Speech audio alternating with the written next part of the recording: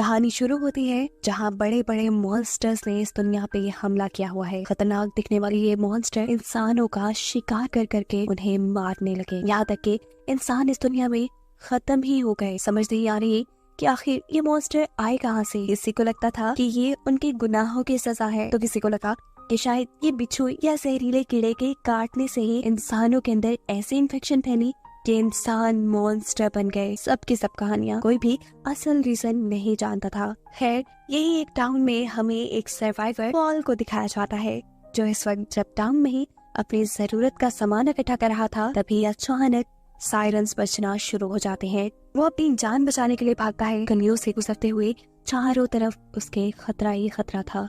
Monsters के हुर्राने की आवाजें और बम के हमले, शोर से ये दुनिया गूंज रही थी और आसमान पूरा काले धुएं से ढक चुका था। इधर पॉल खतरे के टलने का इंतजार करने के लिए एक खाली घर के अंदर चला जाता है, जहाँ बेचारे दो छोटे छोटे बच्चे रो रहे थे। पॉल ने इन्हें गोद ले लिया, जिसके बाद सालों का वक्त गुजरा और दिखाया गया कि पॉल ने जिन बच्चों को गोद लिया था, वक्त गुजरने के साथ साथ वो जवान हो गए। वो अब सप्लाई इकट्ठी करने के लिए भी पॉल की मदद करते थे, लेकिन रात होने से पहले पहले उन्हें घर के अंदर वापस आना पड़ता था, क्योंकि अभी तक इस दुनिया में रात के वक्त मॉन्स्टर्स खुलेआम घूमते थे। आज भी अपने रूटीन के मुताबिक शाम होते ही पॉल का बेटा जोसेफ घर आया। उसने अपने डॉग को घर के अंदर किया और घर की सभी खिड़कियां दरवाजे बंद करने लगा, जबकि पॉल बाहर खड़ा थॉमस का वेट कर रहा है, जो हमेशा की तरह आज फिर लेट है। आते ही थॉमस अपनी सफाई देने लग जाता है। बाबा, आपको पता तो है मुझे फॉर्म में काम करना कितना पसंद है। वहाँ से निकलते निकलते देर हो ही जाती है।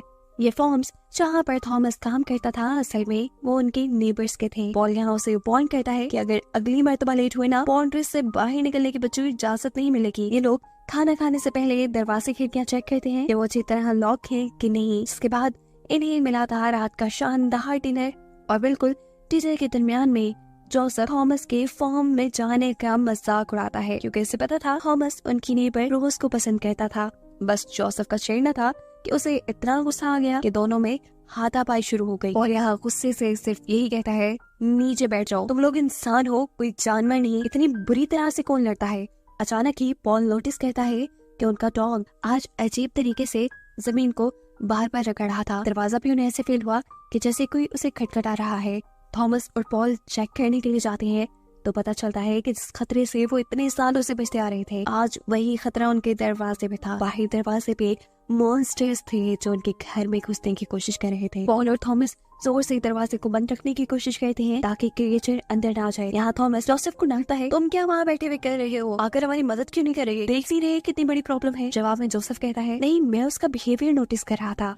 उसने पहली मर्तबा 20 सेकंड तक नॉक किया, दूसरी मर्तबा 10 सेकंड तक, और फिर आखिरी मर्तबा वो एक नॉक करके चला गया। जोसेफ का मानना था कि पहले 20 सेकंड तक जो क्रिएचर ने नॉक किया था, वो पहले दरवाजे को चेक कर रहा था। दूसरी मर्तबा 10 सेकंड के लिए जब उसने नॉक किया, तब उसकी पावर बहुत ज्यादा थी। ये शायद उसकी एक्चुअल अटेम्प्ट थी दरवाजा तोड़ने के लिए, लेकिन जब दरवाजा नहीं खुला तो आखिर में एग्जॉस्टेड होकर उसने एक नॉक की और वो यहाँ से चला गया। पॉल भी उसकी इन बातों को गौर से सुनता है।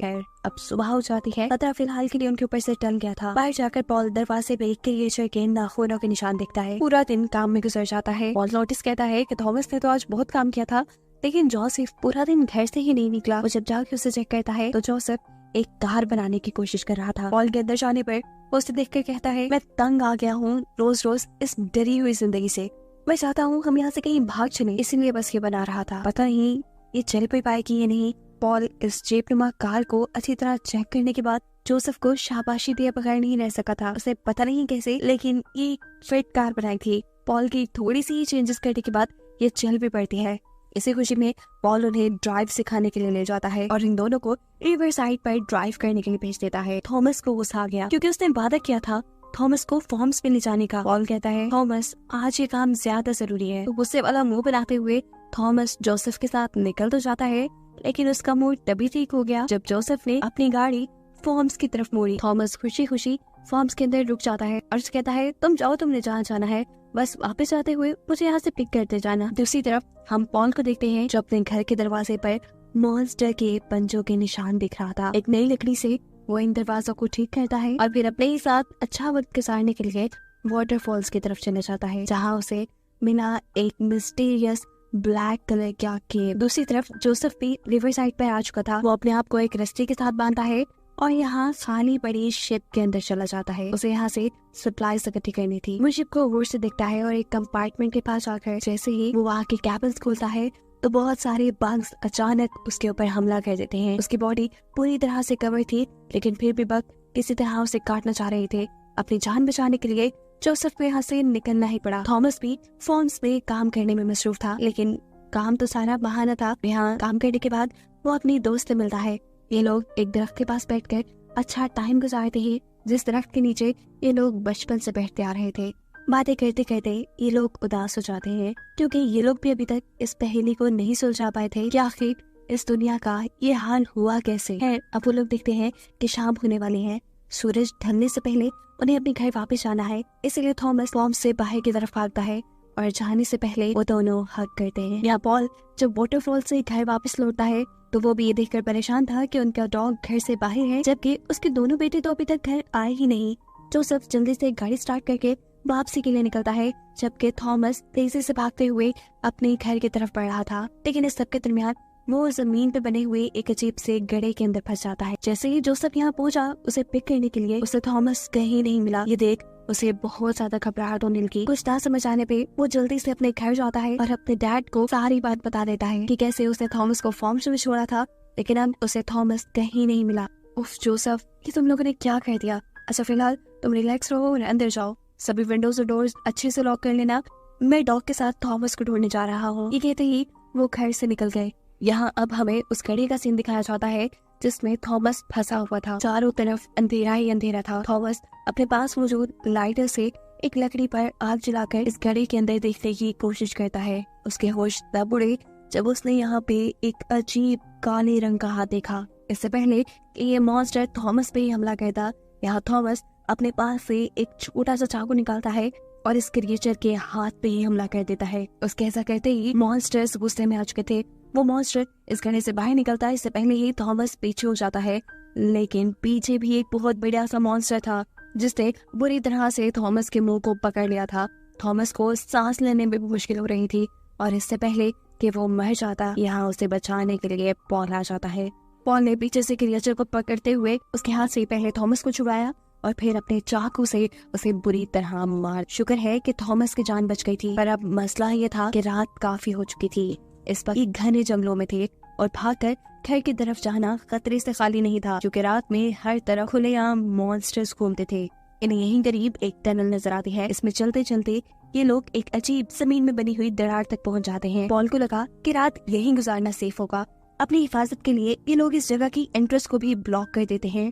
अभी इन्होंने एंट्रेंस बंद ही की थी कि अचानक इन्हें मॉन्स्टर के हुर्राने की आवाज से आना शुरू हो जाती है। खतरे की भनक पड़ते ही पॉल अपने पास मौजूद कुछ चीजों से मशल बनाता है। ऐसा करते ही उनकी इस दरार के अंदर भयानक जलजला आया। उनका डॉग भी बार बार भौंककर किसी खतरे के मौजूद होने का नाम दे रहा था। पॉल जान गया कि जमीन के नीचे जिस दरार में ये लोग हैं, उनके ठीक ऊपर अब मॉन्स्टर्स थे जिनसे कई सालों से वो बचते आ रहे थे। मॉन्स्टर्स इस दरार को ऊपर की तरफ से भी मिट्टी से ढकना शुरू कर देते हैं। साफ मतलब था कि ये जगह उनका बनाया एक ट्रैप थी जिसमें थॉमस और पॉल दोनों ही फंस चुके थे और अब ये मॉन्स्टर उन्हें यहाँ बंद कर रहे थे। अपनी जान बचाने के लिए पॉल के पास कोई और रास्ता नहीं था, इसलिए मॉन्स्टर्स को डराने के लिए वो अपनी मशल को दरार की एक छोटे से सुराख से बाहर निकालता है। जिसे देखते ही मॉन्स्टर गुस्से में आ गया। उसने दरार खोली और इन पर हमला करने के लिए उसने दरार के अंदर आने की कोशिश की। उसके अंदर आते ही उसके खोले हुए रास्ते से पॉल ने थॉमस को बाहर निकाल दिया और उसे मारने के लिए पॉल ने अपने पास मौजूद छोटी मोटी चीजों से यहाँ एक ब्लास्ट कर दिया, जिस ब्लास्ट में वो खुद भी जख्मी हो चुका था। यहाँ घर पर भी जोसेफ को मॉन्स्टर्स के बोलने की आवाजें आ रही थी। वो भी इन्हीं से बचने की प्लानिंग में लगा था। वो अपनी चेयर को ठीक मेन डोर के आगे रखकर बैठ जाता है। चेयर के साथ उसने एक रस्सी भी बांध ली थी। बैठे बैठे अचानक उसकी आंख लग गई। वो सो गया, लेकिन मॉन्स्टर्स अभी भी घर के बाहर मौजूद थे। मॉन्स्टर भी दरवाजे के बहुत छोटे से सुराख से जोसेफ पर नजर रखे हुए था। जोसेफ को सोता हुआ देखकर वो दरवाजे की ऊपर लगी हुई लकड़ी उतारता है और फिर जोसेफ पे गौर करता है वो सच में सो गया है या नहीं। ये जानने के लिए वो अपने नेल को किसी जादुई छड़ी की तरह लंबा करते हुए उसके मुंह के करीब ले जाता है। जब जोसेफ ने कोई रिएक्ट नहीं किया तो मॉन्स्टर भी समझ गया कि वो सच में सो रहा है। मॉन्स्टर दरवाजा खोलकर अंदर आ गया। उसके अंदर आते ही जोसेफ ने अपने चेयर के साथ बंधी हुई रस्सी खींची। सेकंड से भी कम टाइम में एक के ऊपर से नीचे आकर गिरा और मॉन्स्टर उसी में कैद हो गया। और ये रिवील हुआ कि असल में जोसेफ सोया नहीं था। ये सब कुछ जो यहाँ हुआ ये उसी का प्लान था। वो इस कैद हुए मॉन्स्टर के ऊपर ब्लैंकेट डाल देता है। सुबह भी हो चुकी थी, अभी तक बाकी लोगों का कुछ अता पता नहीं था। वो वापस नहीं आए थे। उन्हें ढूंढने के लिए वो कार लेकर निकल जाता है। जबकि दूसरी तरफ अब हम थॉमस को देखते हैं जो दरार की एंट्रेंस को पूरी तरह खोलने की कोशिश में लगा है। जिसके बाद वो दरार के अंदर से किसी तरह जख्मी पॉल को बाहर निकालता है। उनका डॉग भी बाहर आ चुका था। जोसेफ की कार की आवाज उसे दूर से ही सुनाई दी गई। भागते हुए वो जोसेफ के पास पहुंचा और उसे थॉमस और पॉल के पास ले आया। पॉल को जख्मी देखकर जोसेफ को भी झटका लगा। ये दोनों भाई मिलकर पॉल को गाड़ी में बिठा देते हैं और घर ले आते हैं। पॉल को इलाज की शदीद जरूरत थी। अभी वो लोग यही बातें कर रहे थे कि अचानक थॉमस की नजर यहाँ एक पिंजरे पे पड़ी। उसे जैसे ही पिंजरे के ऊपर से ब्लैंकेट उठाया तो उसके अंदर से मॉन्स्टर गुर्राने लगा। जोसेफ उससे कहता है इसे वापस रख दो, ये रोशनी इन मॉन्स्टर्स को तकलीफ देती है। पॉल की बैंडेज करते हुए जोसेफ एक्सप्लेन करता है कि रात में शायद 2 मॉन्स्टर्स यहाँ आए थे जिनमें से उसने एक मॉन्स्टर को पकड़ा। ये मॉन्स्टर्स हमसे भी ज्यादा ज़हीन हैं। वो इन मॉन्स्टर्स के ऊपर स्टडी करना चाहता था पर थॉमस क्या उसे बताता है कि डैड रात में काफी सारे मॉन्स्टर को उस दरार के अंदर ब्लास्ट कराए हैं। इससे वो शॉक हो जाता है और अपने डैड से कहता है कि अगर सच में आपने ऐसा कुछ किया है तो वो मॉन्स्टर बदला लेने के लिए जरूर आएंगे। इस समय ने कहा वो बहुत ज़हीन है। उसकी ये बातें थॉमस को बकवास लग रही थी। वो तो अपने घर रखे हुए इस मॉन्स्टर को भी मारना चाह रहा था। वो जल्दी से उसका केज खोल देता है जबकि जोसेफ उसे मना करता रह गया था। डरते हुए ये मॉन्स्टर जाकर बेड के नीचे झुक गया। मॉन्स्टर को देखकर उनका डॉग बार बार भौंक रहा था। उसकी आवाज़ें सुनकर मॉन्स्टर का भी बिहेवियर एकदम से चेंज हुआ। ये डरने वाला मॉन्स्टर एकदम से ऐसा बहादुर हो गया जैसे कोई शेर और अब वो हमला करने के लिए थॉमस और जोसेफ की तरफ बढ़ा। इसके हमले से बचने के लिए जोसेफ ने उसे अपनी स्टिक से दूर रखने की कोशिश की और एक भी सेकंड ना जाया करते हुए थॉमस ने अपने एक्स से उसकी जिस्म से उसकी गर्दन ही अलग कर दी। फाइनली ये भी मर चुका था लेकिन जोसेफ उसके ऊपर स्टडी करना चाहता था, इसलिए वो मरे हुए इस मॉन्स्टर को ही उठाकर अपनी बेसमेंट में ले जाता है। उसने मॉन्स्टर को स्टडी करने के लिए बहुत ज्यादा कट्स लगाए लेकिन उसे अभी भी नहीं समझ आ रही थी कि आखिर मॉन्स्टर है कैसा। वो इंसानों की तरह है या किसी जानवर की तरह, उसे अभी तक कुछ समझ नहीं आई। ये सारे काम करते हुए उसके पास थॉमस आया। असल में वो चाहता था कि ये लोग पॉल को रोज के घर ले जाए। उनके पास क्योंकि बहुत सारे फॉर्म्स थे, एक अच्छा बेहतर घर था जिसके इर्द गिर्द बाड़ भी लगी थी। वो लोग वहाँ पर मॉन्स्टर्स से सेफ भी रहते और उन्हें वहाँ पर पॉल के लिए मेडिसिन भी मिल जाती। पर जोसेफ का ख्याल था कि उनके नेबर्स उनकी मदद नहीं करेंगे। लेकिन फिर थॉमस की जिद करने पे ये लोग पॉल को अपनी कार में बिठाते हैं और ले जाते हैं उनके घर, जहाँ बिल्कुल जोसेफ के कहने के मुताबिक उन्होंने इनकी मदद करने से इनकार कर दिया था, ये कहते हुए कि उनके पास ना तो ज्यादा मेडिसिन है और ना ही ज्यादा सप्लाईज कि ये लोग 3 लोगों को अपने घर रख पाए। घर के ओनर यानी रोज के डैड कहते हैं हाँ अगर थॉमस यहाँ रहना चाहे तो वो रह सकता है क्योंकि वो हर रोज फॉर्म्स में काम करने के लिए उनकी बहुत मदद किया करता था। उनकी ये बात सुनने के बाद जोसेफ वापस जाने के लिए उठ गया। थॉमस ने उसका पीछा किया लेकिन यहाँ पर वो बहुत ज्यादा गुस्से में था। गुस्से में वो थॉमस को उल्टी सीधी बातें कह जाता है कि तुम ही हो जो डैड को मौत के मुंह तक ले गए, चले जाओ यहाँ से। उसकी बातों से थॉमस को भी गुस्सा आ गया और यहाँ इन दोनों के दरमियान में एक मरतबा फिर हाथापाई शुरू हो गई। थॉमस जोसेफ को मार रहा था लेकिन फिर जब उसे रियलाइज हुआ कि वो गलत कर रहा है तो वो खुद ही से उठ खड़ा हुआ। जोसेफ उठा, वापस जाकर उसने अपनी कार चलाई और अपने बेहोश हुए डैड यानी पॉल को लेकर यहाँ से निकल गया, जबकि थॉमस यही रोज की फैमिली के पास ही रह गया। यहाँ थॉमस को खाने के लिए अच्छा खाना मिलता है और रोज उसे अपने रूम में ले जाती है। यहाँ जोसेफ जो पॉल को घर लेके आ रहा था, रास्ते में उसने नोटिस किया कि जानवर बहुत तेजी से भाग रहे थे। इसका मतलब था कि क्रिएचर्स जमीन के नीचे मूव कर रहे हैं। वो जैसे ही घर के पास आता है तो उसे अपने घर के करीब एक दरार नजर आई। वो समझ गया था कि ये दरार इन्हीं क्रिएचर्स उन्हीं मॉन्स्टर्स ने बनाई है। यानी उसकी सोच बिल्कुल ठीक थी। ये मॉन्स्टर्स बदला लेने के लिए यहाँ पे आए थे और अब उसे भी जंग के लिए तैयार रहना था। वो सबसे पहले पॉल को एक सेफ जगह पर ले जाता है और फिर अपने घर की ऊट पटांग चीजों को इकट्ठा करते हुए एक नया प्लान तैयार करना शुरू कर देता है। उसने घर के सभी खिड़की दरवाजे बंद करना शुरू किए और जब वो चल रहा था तो अचानक चलते हुए ही वो घर के अंदर ही जमीन में बने गड्ढे में धंस गया। जोसेफ समझ गया कि वो मॉन्स्टर्स पहले से ही इस गड्ढे के जरिए जमीन के नीचे से एक टनल बनाते हुए उनके घर पहुंच गए हैं। दूसरी तरफ रोज के घर हम देखते हैं कि थॉमस उनकी किचन की तलाशी ले रहा था, जहाँ उसके पीछे रोज आ जाती है। वो यहाँ रोज को एक्सप्लेन करता है कि वो चोर नहीं है, बस वो अपने डैड के लिए परेशान है और उनके लिए मेडिसिन ढूंढ रहा है। उसकी परेशानी को देखते हुए रोज उसे मेडिसिन दे देती है। थॉमस उससे शुक्रिया करते हुए उसे गले लगाता है और यहाँ से बाहर निकल जाता है, ये वादा करते हुए कि वो वापस जरूर आएगा। उनकी ये सारी बातें रोज के एक सर्वेंट ने सुन ली थी। वो बाहर आते ही थॉमस के ऊपर गन तान देता है। वो उसे एक चोर कह रहा था, लेकिन थॉमस एक्सप्लेन करने की सबको कोशिश करता है कि नहीं, उसे ये मेडिसिन खुद रोज ने दी है, उसने कुछ चोरी नहीं किया। लेकिन यहाँ कोई भी उसकी बात सुनने को तैयार नहीं। ये लोग उसे यहाँ खड़े खड़े शूट भी कर सकते थे, लेकिन ये सभी सर्वेंट थॉमस को उठाकर अपने एक बार रूम में ले जाते हैं और वहाँ जाकर म्यूजिक ऑन कर देते हैं। वो थॉमस को जमीन से बांध चुके थे। एक आदमी दूर खड़े हुए उसके ऊपर बंदूक तान लेता है। वो उसके ऊपर निशाने लगाने वाले थे, लेकिन इससे पहले कि वो गोली चलाता, अचानक ही उसके बाहों के नीचे से जमीन टूट जाती है और वो जमीन के अंदर गिर जाता है। यहाँ खड़ा हुआ दूसरा आदमी जल्दी से उसे चेक करने के लिए जाता है और उसी टाइम यहाँ से निकल आता है एक बहुत बड़ा अजीब काला सा मॉन्स्टर। इन मॉन्स्टर्स का शोर सुनते हुए मेन घर के अंदर रोज के पेरेंट्स भी जाग गए। आखिर दूसरी तरफ हो क्या रहा था ये चेक करने के लिए रोज के डैड एक कैंडल जलाकर जैसे ही पीछे मुड़कर दरवाजा खोलने लगते हैं तो फौरन ही एक क्रिएचर उनके ऊपर हमला कर देता है। ये क्रिएचर इतनी खतरनाक थी कि वो उसे कंट्रोल कर ही नहीं पाए। उनके हाथ में मौजूद कैंडल भी वहां गिर गई, जिससे पर्दे जल गए। इस रोशनी को देखते हुए मॉन्स्टर ने इस आदमी को छोड़ दिया और रोज की मॉम को पकड़ लिया। अपनी वाइफ को बचाने के लिए रोज के डैड इस मॉन्स्टर को पकड़कर पीछे की तरफ खींचते हैं और रोज की मॉम जल्दी से उठकर बाहर की तरफ भागती हैं रोज को ढूंढने के लिए। लेकिन इससे पहले कि ज्यादा दूर वो जा पाती, मॉन्स्टर उसे पकड़कर उसकी बॉडी में बुरी तरह स्टैब करते हुए उसे मार देता है। रोज को अपने रूम में ये आवाजें सुन रही थी। वो नहीं जानती थी कि इन आवाजों की वजह से उसके दोनों पेरेंट्स मारे जा चुके हैं। जैसे ही ये आवाज बंद हुई, वो चेक करने के लिए अपने रूम से बाहर निकलती है। उसे जगह जगह खून पड़ा हुआ नजर आया। उनको फॉलो करते हुए वो अपने मॉम डैड के वॉशरूम में गई और वहां जाते ही उसकी चीखें निकल गईं, क्योंकि उसके सामने उसकी मरी हुई मॉम और वो बड़ा सा मॉन्स्टर था। घर के दूसरे हिस्से में जहाँ सर्वेंट्स ने थॉमस को बांध के रखा था, वहाँ पे क्रिएचर सभी लोगों को मार चुकी थी और अब वो थॉमस की तरफ बढ़ रही थी।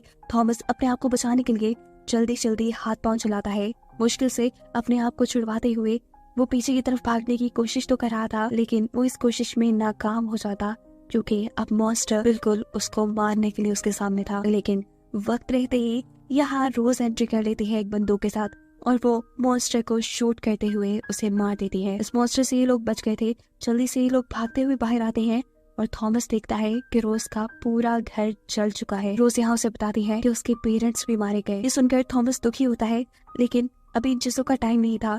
इमरजेंसी में ये लोग थॉमस के घर जाने का डिसाइड करते हैं, जहाँ दूसरी तरफ जोसेफ अभी भी उनके क्रिएचर्स से लड़ने की प्लानिंग कर रहा है। जितने भी गढ़े उनके घर में उनके क्रिएचर्स ने बनाए थे, जोसेफ अपने घर के सारे फर्नीचर से उन घरों को फिल कर चुका था। अपनी पूरी तैयारी करने के बाद वो अपने बेहोश हुए डैड के सर पर प्यार करता है और मॉन्स्टर्स के साथ इस जंग के लिए बाहर निकल आता है। अचानक उसके डोर की स्मॉल विंडो खुलती है। वो घबरा कर पीछे देखता है, लेकिन ये तो थॉमस और रोज थे। इन्हें देखकर जोसेफ की सांस में सांस आई थी। थॉमस यहाँ अपने भाई का साथ देने आया था और जोसेफ को भी उसकी जरूरत थी। अभी वो लोग यही बातें कर रहे थे कि अचानक उन्हें पीछे से पॉल की आवाज आती है, जिसे होश आ चुका था। ये दोनों उसका होश में आता देखकर खुश होते हैं। थॉमस उसके लिए मेडिसिन ले आया था, ये उसे मेडिसिन देते हैं और यहाँ पॉल उनसे कहता है कि तुम आखिरी वक्त तक लड़ना। लड़ने का भी वक्त हो चुका था।